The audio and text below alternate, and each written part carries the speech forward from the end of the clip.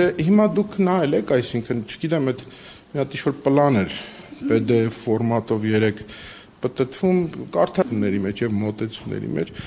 այսինքն այս թատրոնով չեք կարող էլի խաբել այդ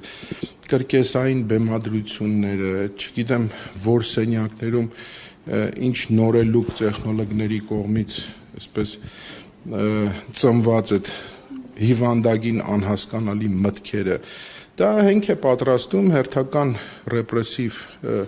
շարքերի, պետական ռեպրեսիվ մեքենան, բնականաբար այսօր վաղ առավոտվանից արդեն գործի է դրվել, փաստ իմ ունեցած տեղեկությունները նաև Սրբազան պայքարի ակտիվիստների տներում եւ բուն Բագրատ Սրբազանի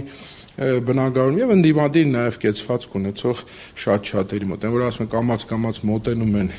տարբեր մարդկանց տներին, անելու են այդ բանը, հիմք էր պետք դրա համար, որպեսզի արևմուտքին էլ փորձեն խաբել, այսպես շղարշի նման, թե ոչ թե սա ռեպրեսիա է, ոչ թե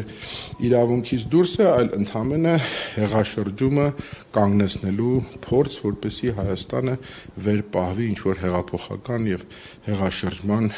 փորձերից։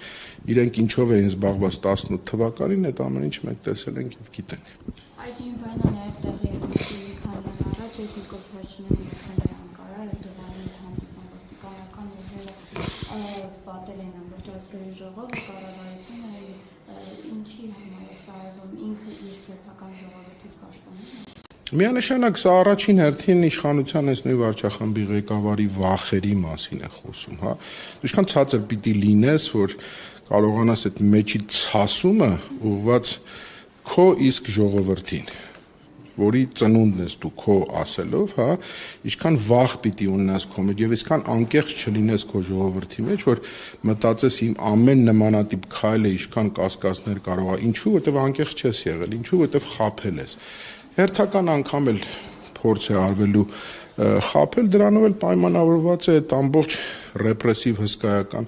մեքենան աշխատացնել է։ Հիմա 1, 2, 10 պիտի աշխատի, բայց այդ աշխատացնողներն էլ չէ,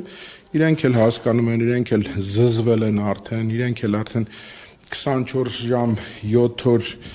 ռեժիմով արևի տակ ուղակի կանգնելով ինչ-որ բան պաշտպանելու, ինչ-որ հիմարաբանություններ, հիմար մտքեր պաշտպանելու համար, այդ օրն էլ կգա, իրենք էլ կզզվեն։ Ես հենց համակարգի շարքային աշխատողներից մինչև բարձրաստիճաններ